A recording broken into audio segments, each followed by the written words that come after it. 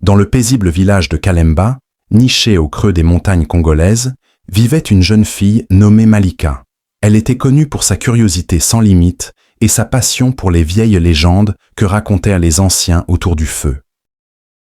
Un soir, son grand-père lui parla d'un secret gardé depuis des siècles, un temple enfoui sous terre, appelé le sanctuaire des ombres. Il disait que seul un cœur pur pouvait y entrer, et que l'âme qui oserait réveiller les esprits endormis verrait sa vie à jamais changer. Attirée par l'énigme, Malika décida de partir à la recherche de ce sanctuaire. Guidée par un vieux pendentif appartenant à sa mère disparue, elle traversa des forêts épaisses, des rivières capricieuses et des montagnes silencieuses. Mais elle n'était pas seule. Une société secrète, les veilleurs du silence, la suivait dans l'ombre.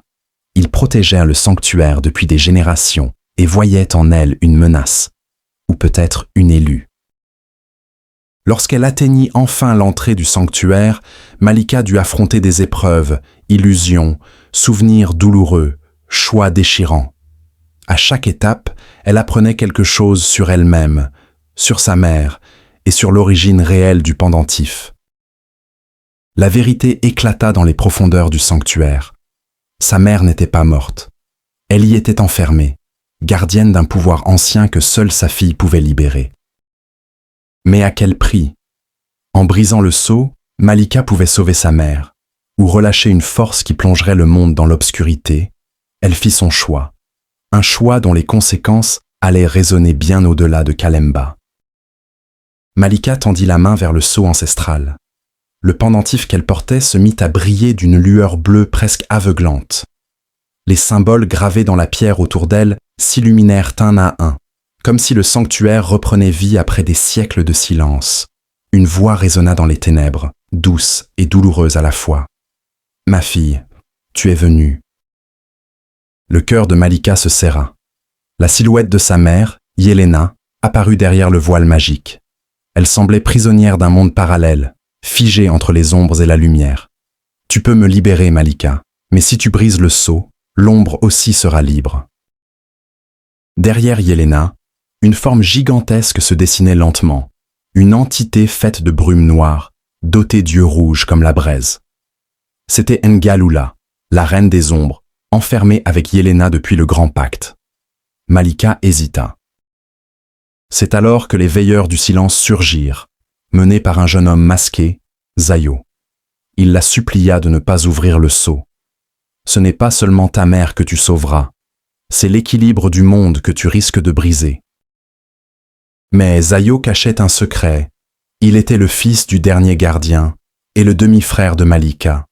Le temps pressait, l'ombre se réveillait, les murs du sanctuaire tremblaient. Un choix s'imposait à Malika, briser le sceau, sauver sa mère, mais libérer l'ombre, garder le sceau intact, protéger le monde, mais perdre sa mère pour toujours. Elle choisit une troisième voie. Avec le pendentif, elle canalisa l'énergie du sanctuaire, non pas pour briser, mais pour transférer l'ombre, en elle-même. Elle prit la place de sa mère, devenant la nouvelle gardienne, fusionnée avec l'ombre, mais toujours consciente. Avant de disparaître, elle dit à Zayo, « Promets-moi de protéger ce monde et de ne jamais oublier mon nom. » Yelena, libre et en larmes, sortit du sanctuaire. Le sceau se referma. Kalemba fut sauvé, mais dans les profondeurs, une nouvelle légende naissait. Des années passèrent depuis le sacrifice de Malika.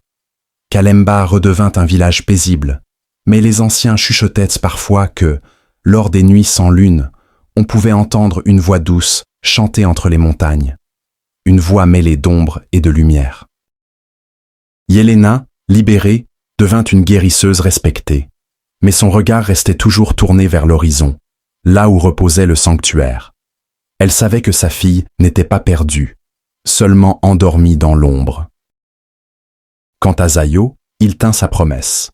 Il rassembla les veilleurs, leur donna un nouveau but, protéger le monde, mais aussi trouver un moyen de délivrer Malika sans libérer l'ombre. Il voyagea de village en village, apprenant les secrets des anciens, cherchant les fragments d'une ancienne magie oubliée. Un soir, alors qu'il méditait devant le sanctuaire scellé, un murmure parvint à ses oreilles. Je suis encore là, Zayo, et je te vois. » Il sourit. Il savait qu'elle se battait toujours, au cœur de l'ombre. Et il savait qu'un jour, quand le monde serait prêt, elle reviendrait. Pas comme une gardienne, mais comme une reine. Le véritable courage ne consiste pas à fuir l'obscurité, mais à l'affronter pour protéger ceux qu'on aime, même au prix de soi-même.